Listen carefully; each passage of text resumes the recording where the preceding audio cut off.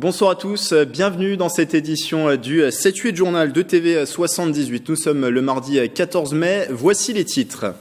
Le livre sort demain aux éditions L'Archipel. Céline Ravenet publie N'abandonnez jamais. L'ancienne directrice du refuge SPA d'Hermeret y parle notamment de l'adoption du chien Nemo par le couple présidentiel ou encore de son licenciement de la société protectrice des animaux. Céline Ravenet est notre invitée. Elle propose quelques 40 000 ouvrages de tout style à ses lecteurs. La librairie Le Pavé du Canal fête cette année ses 30 ans. Depuis 1989, la structure est implantée à Montigny-le-Bretonneux. 12 libraires vous y accueillent. L'un d'entre eux sera avec nous en plateau. Et puis la suite de notre dossier sur le football féminin. Les arbitres aussi jouent un rôle important. En 8 ans, leur nombre a augmenté. Rencontre ce soir avec Natacha qui arbitre sur les terrains yvelinois. Mais d'abord, pour la 3e année consécutive, le Vélodrome national de Saint-Quentin en Yvelines accueillait une journée départementale. Aujourd'hui, le vélo à l'école, 16 classes élémentaires des Yvelines qui ont pu découvrir les coulisses du temple du cyclisme français, mais aussi s'essayer au BMX. Aurélie Ronze était sur place. Mise en place par l'Éducation nationale, l'Académie de Versailles et l'Union sportive de l'enseignement du premier degré, cette journée dédiée aux 2 roues a réuni 450 élèves de CM1 et CM2.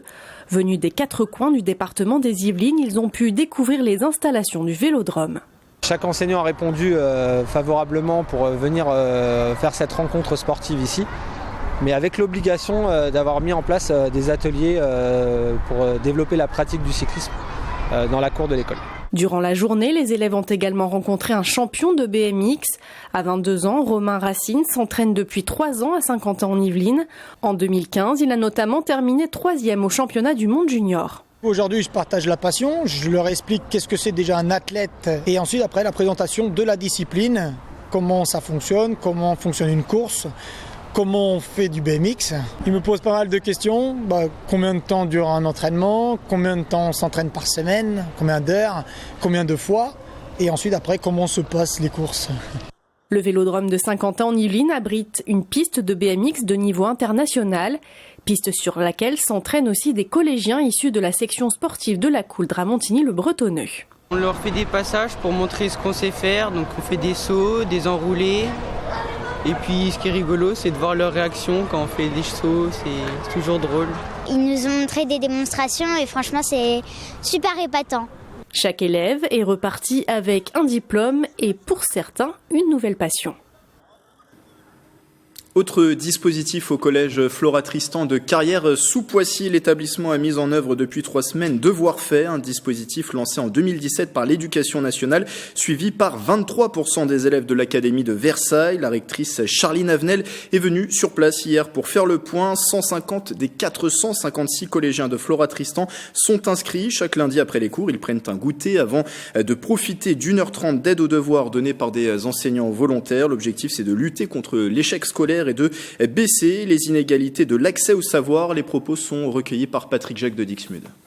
C'est un collège où vraiment tout a été pensé d'une manière que je trouve vraiment très intéressante. Par exemple, il y a un temps où les élèves peuvent se reposer, c'est ce temps où on prend le goûter ensemble, c'est un sas de décompression, en même temps qu'il permet de discuter entre élèves du choix des ateliers vers lesquels ils vont aller. Et puis par ailleurs, dans les ateliers, il y a une progressivité qui est mise en œuvre. Si on est très autonome, on va dans tel atelier. Si on a de l'anglais à faire, on va dans le pôle des sciences humaines. Si on a de la science à faire, on va dans un autre pôle. Si on a besoin de beaucoup d'aide, on va dans le pôle zen. 2 invités sont avec moi en plateau. Laurent Garin, bonsoir. Bonsoir. On parle avec vous dans un instant des 30 ans de la librairie Le Pavé du Canal. C'est à Montigny-le-Bretonneux. Mais d'abord, cette sortie littéraire demain, N'abandonnez jamais. 30 ans d'histoire vraie à l'SPA qui sont publiés aux éditions L'Archipel. Et c'est écrit par vous, Céline Ravenet. Bonsoir. Bonsoir. Alors, dans ce livre, vous vous confiez votre amour pour les animaux, votre carrière à la SPA, notamment au refuge d'Hermeret et l'adoption de Nemo, ce labrador griffon noir qui a été adopté par le couple présidentiel. C'était en 2017, mais vous revenez aussi sur votre licenciement de la SPA. On va y revenir dans cet entretien. Pourquoi vous avez voulu raconter votre histoire ? J'ai voulu raconter mon histoire parce que j'ai consacré toute ma vie à la protection animale et en l'occurrence à ce refuge d'Hermeret qui était un refuge merveilleux dans lequel j'ai passé 19 ans en tant que salarié et 15 ans en tant que bénévole. Et j'ai été licenciée injustement en mai 2018. Suite effectivement à l'adoption du chien du président de la République.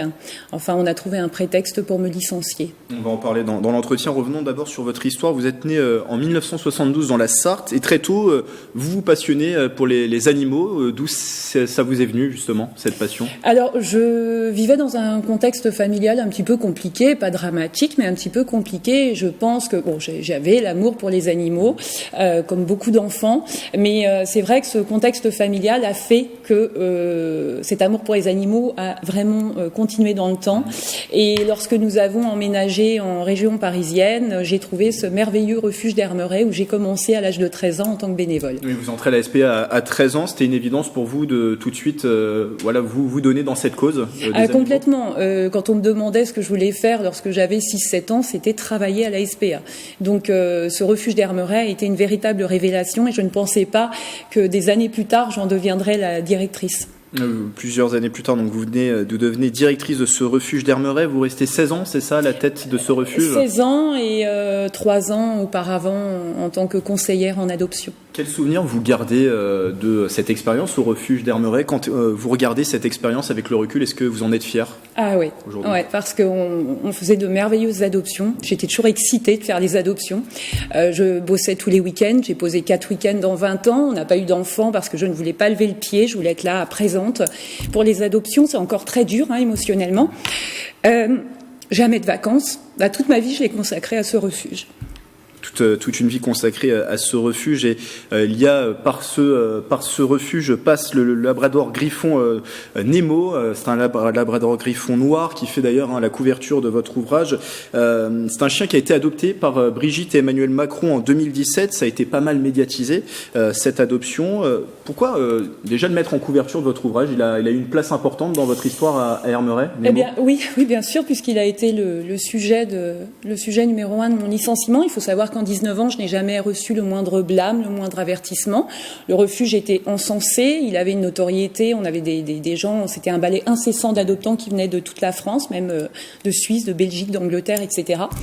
Et pourquoi cette couverture ? Parce que j'ai été soutenue par des milliers de gens qui sont venus adopter. Et une pétition a été mise en ligne avec cette photo qui a recueilli pratiquement 21 000 signatures. Ça, c'est un soutien qui vous a touché ? Énormément. C'est grâce à tous ces gens si je suis encore là aujourd'hui.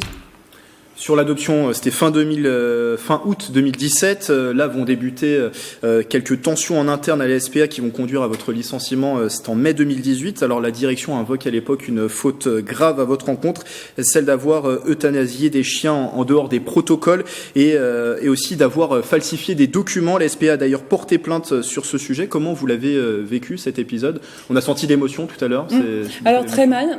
Il faut savoir que j'ai été auditionnée pendant 6 heures suite à 3 faux contrats de placement pour lesquels j'ai pu amener les preuves, comme quoi je n'étais pas à l'origine de ces contrats de placement. Le jour où j'ai été auditionnée, il y avait d'ailleurs un document de la SPA qui avait été tronqué. Donc oui, je l'ai très mal vécu. Ça a été pour moi une très très dure épreuve dans ma vie.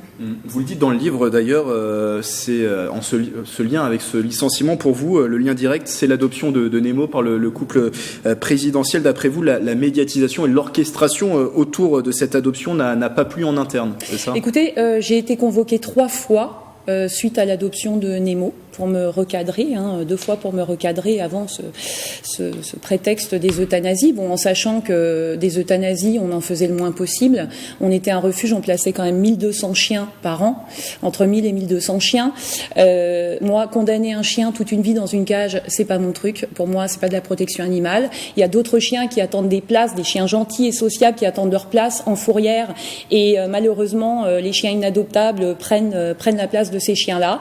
Et voilà, je ne comprends pas qu'on puisse garder des chiens à vie dans des cages. Pour moi, c'est pas de la protection animale. Nous sommes des centres d'adoption, nous ne sommes pas des pénitenciers.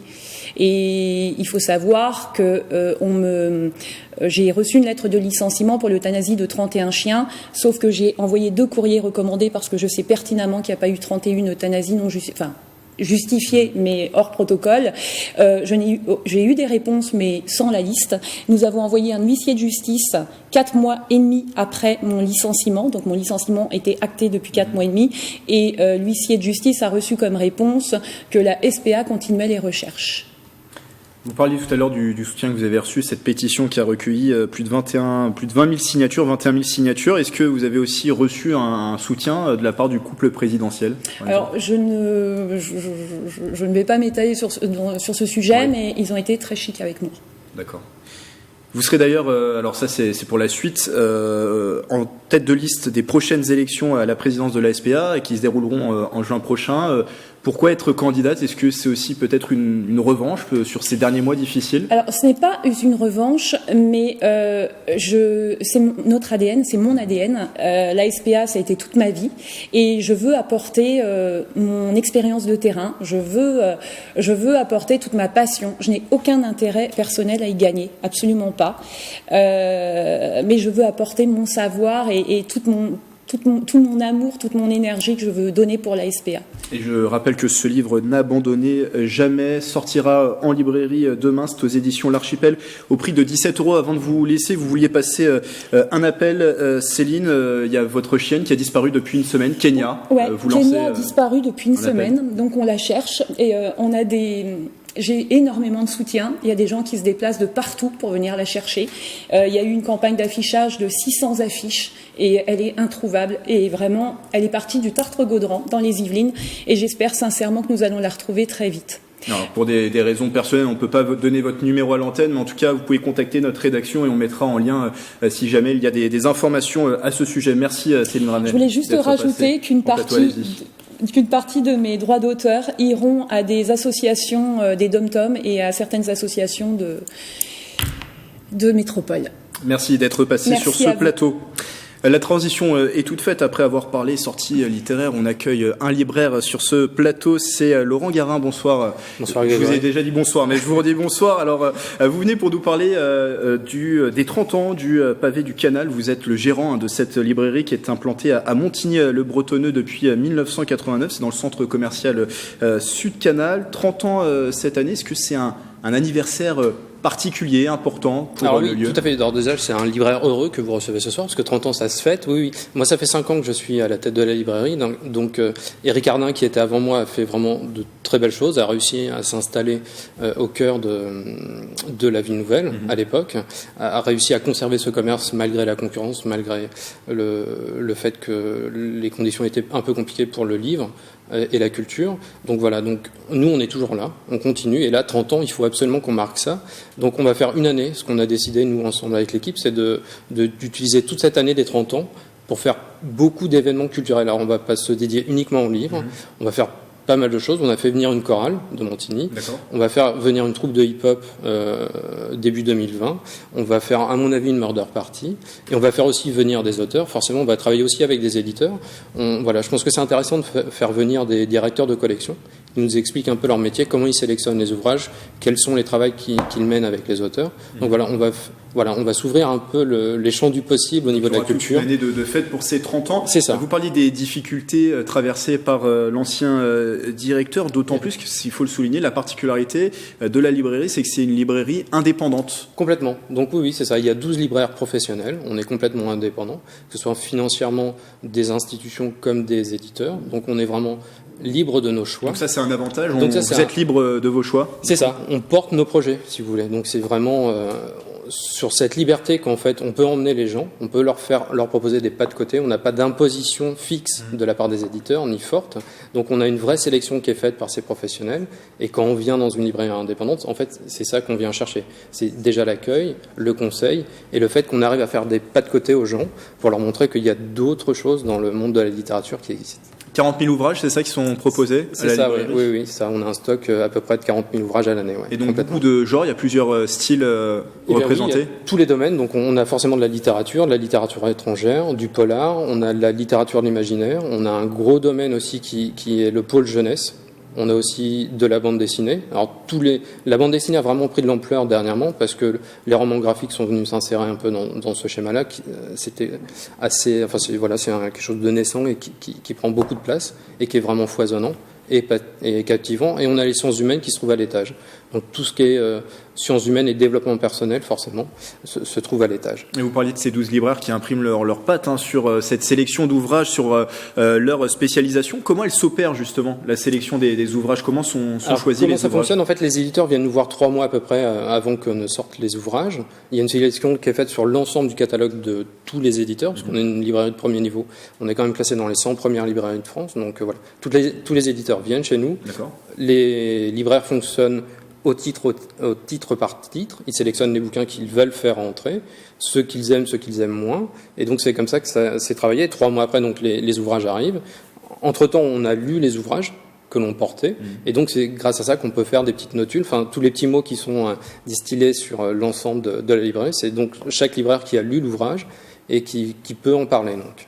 Une question qui est ouverte, qui pourrait porter au débat. Est-ce que, d'après vous, le livre a encore un avenir face au développement du numérique ? Le livre, en tout cas papier, je parle. Oui, le papier, c'est un peu comme se poser la question de est-ce que l'humain a encore un avenir vis-à-vis du numérique ? Bien sûr, on a toute notre place. Bien sûr. Donc on est là, nous, pour proposer autre chose. Forcément, ça sert à rien de combattre les grandes chaînes numériques. On va pas du tout faire la même chose. Comme les grandes surfaces, on n'est pas là pour vendre les mêmes produits. Nous, on est vraiment là pour dédier un accueil aux personnes qui nous viennent nous voir et leur montrer qu'il y a d'autres littératures qui sont accessibles ou d'autres littératures qui sont un peu moins accessibles, mais on peut les emmener aussi vers ce type d'ouvrage. Et on est aussi là pour avoir du fond, parce que les éditeurs ont besoin les maisons d'édition ont besoin des librairies indépendantes pour que leur fond de catalogue soit toujours présent sur les lieux de vente. Parce que s'il n'y a plus que des grandes surfaces, tous les fonds de catalogue, tous les bouquins qui ont des rotations assez basses ne vont plus du tout exister. Donc tout le monde va lire exactement la même chose. Ça va être complètement sclérosé, le marché va être complètement sclérosé. Et nous, on est donc là pour aussi faire vivre des fonds de catalogue. Alors, vous parliez tout à l'heure des événements à l'occasion de ces 30 ans. On peut les retrouver bien sûr sur le site de la librairie qui s'affiche en bas de l'écran. Une dernière question encore ouverte. Qu'est-ce qu'on peut vous souhaiter pour ces 30 ans, pour cet anniversaire ? Que ça dure encore 30 ans. Voilà, qu'on continue, qu'on arrive à s'ouvrir aussi et qu'on devienne un vrai lieu culturel de la ville nouvelle. Voilà, c'est ça que j'aimerais bien en fait. Prendre ce virage-là, qu'on arrive à faire, à mixer les genres, qu'il y ait du chant, qu'on ait de l'exposition de photos, qu'on arrive un peu à concaténer tout ça, à agrémenter tout ça et que ça vive un peu avec les différentes associations de la ville nouvelle. Eh bien, bon anniversaire à la librairie Le Pavé du Canal. Merci Laurent Garin d'être passé sur ce plateau. Je rappelle que vous êtes le gérant de cette librairie qui est implantée donc depuis 1989 à Montigny-le-Bretonneux. Une petite pause politique dans ce journal. Les élections européennes se tiennent le dimanche 26 mai et en vue de ce scrutin, nous interrogeons les représentants des listes candidates. 3 questions ce soir à Jérémy de Serle. Il est en 4e position sur la liste Renaissance qui regroupe notamment La République En Marche et le MoDem. Les propos sont recueillis par Mickaël Elmidoro.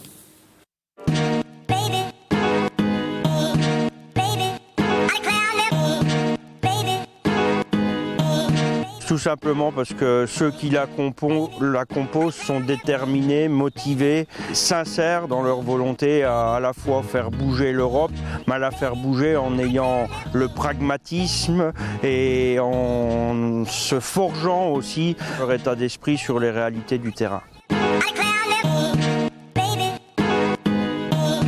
Atout, bien évidemment, l'agriculture française ne serait pas ce qu'elle est sans l'Europe et ne sera pas ce qu'elle sera sans l'Europe non plus. Par contre, il faut que l'Europe reprenne un peu de courage politique pour redonner un certain nombre d'orientations et redonner un cap, une direction aux agricultrices et aux agriculteurs de ce pays notamment, mais aussi aux agriculteurs européens. Moi, en tout cas, je vais pousser pour qu'on puisse à la fois se baser aussi sur les atouts que l'agriculture européenne peut avoir, sur la qualité de son alimentation, de son agriculture, sur ce qu'elle peut encore faire en matière d'environnement et d'écologie. Moi, je pousserai ça pour faire en sorte que l'agriculture redevienne un véritable secteur stratégique. nous sommes pas inconscients sur les nécessités de changer, alors pas que le modèle agricole d'ailleurs, mais de changer aussi notre manière de vivre, notre manière de fonctionner, notre manière aussi de traiter les questions environnementales. Et dans notre programme, nous gérons cette question écologique avec beaucoup d'ambition, mais avec surtout le pragmatisme, encore une fois, nécessaire, qui permettra à la fois en relevant le défi écologique de malgré tout maintenir une certaine économie aussi sur les territoires. Et vous retrouvez l'ensemble de ces modules consacrés aux élections européennes sur notre site internet tv78.com. Deux informations trafic à présent. Vous vous en êtes sûrement aperçu si vous avez emprunté l'autoroute A13 la nuit dernière. Des modifications de circulation sont mises en place entre Mantes-la-Jolie et Épône dans le sens province-Paris. Jusqu'au 15 mai de 21h30 à 5h du matin. Une déviation est prévue via la RD 113. Puis à l'entrée numéro 10 de l'autoroute, des travaux sont en cours pour raccorder à l'axe le nouveau tablier de Guerville. Une signalisation adaptée guidera les conducteurs. Un chantier de nuit va également concerner la Nationale 10 jusqu'au 7 juin sur la portion entre Le Perret-en-Yvelines et les Essarts-le-Roi. De 21h à 6h du matin, la couche de roulement sera renouvelée dans les deux sens de circulation. Conséquence des perturbations à prévoir, des déviations et basculements de chaussée mis en place. Suite de notre fil rouge sur le football féminin dans les Yvelines. Elles ne sont que 1000 à arbitrer les matchs en France, mais derrière ce chiffre, une augmentation depuis. Le nombre de femmes arbitres en France a augmenté de plus de 48%. Dans les Yvelines aussi, le chiffre tend à monter avec le corps arbitral qui ne représente malheureusement encore que 2%. Mélanie Poquet est allée à la rencontre de l'une de ces arbitres. Celui qu'on appelle habituellement l'homme en noir, ce jour-là, c'est une femme. Natacha, 34 ans, passionnée de football depuis l'âge de 9 ans, une passion communiquée par son grand-père. Depuis 2015, elle arbitre comme officielle un match chaque dimanche. C'est un échange qu'on a avec les joueurs qui est privilégié sur le terrain. Ça permet de s'affirmer aussi. Et puis c'est une autre facette de pratiquer le football. Même si on n'a pas le même maillot, on a forcément la même passion et on essaie de partager ça avec les joueurs aussi. On n'est pas là pour leur mettre des cartons systématiquement, mais pour que la rencontre se passe bien. Pour le match, tout à l'heure, il y a une équipe qui joue en noir, une équipe qui joue en vert, les gardiens gris et orange. Vérification du terrain, des licences, échauffement. Plus d'une heure avant le match, Natacha et ses arbitres assistants préparent la rencontre. Dans sa relation avec les équipes, Natacha privilégie la discussion. Je ne force pas mon caractère, j'arbitre naturellement. J'ai un contact assez facile avec les joueurs. Je suis pour la communication sur le terrain. Donc, et je pense qu'avec la communication, on arrive à résoudre beaucoup de conflits. Donc, j'ai pas de souci de ce côté-là, honnêtement, avec les joueurs. J'arbitre principalement que des hommes. C'est assez rare que j'arbitre sur des matchs féminins. Dans le département, les femmes ne sont que 7 à officier. Le district compte 300 arbitres, des hommes et des femmes proposés par les clubs yvelinois en fonction de leur niveau de compétition. Si vous n'avez pas le nombre minimum d'arbitres, vous avez des sanctions. Pour calculer le nombre d'arbitres fournis par les clubs, quand c'est une arbitre féminine, elle compte pour 2. Alors là aussi, on m'a dit c'est de la discrimination, oui, mais elle est positive et j'assume. Voilà. C'est pour inciter les clubs à nous amener des arbitres féminines aussi. Le district organise chaque année 2 formations pour devenir arbitre. Elles ont lieu en octobre et en novembre. Natacha délaisse de temps en temps le sifflet pour taper elle-même dans le ballon.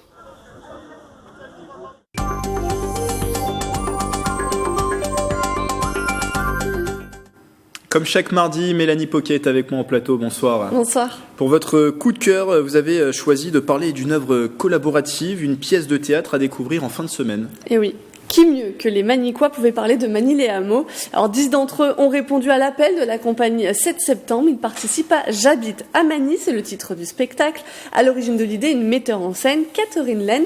Les participants sont des Magnicois, donc de plusieurs générations, de plusieurs quartiers de la ville, et y témoignent.